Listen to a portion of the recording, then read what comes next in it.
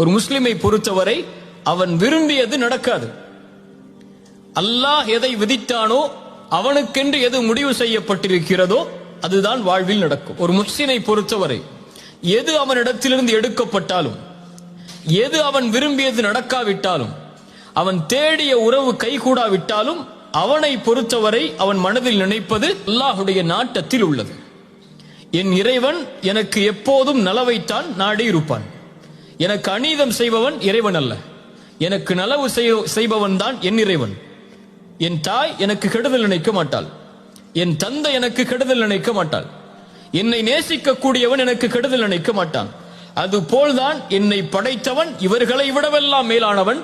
அவன் ஒருபோதும் எனக்கு கெடுதல் நினைத்திருக்க மாட்டான்.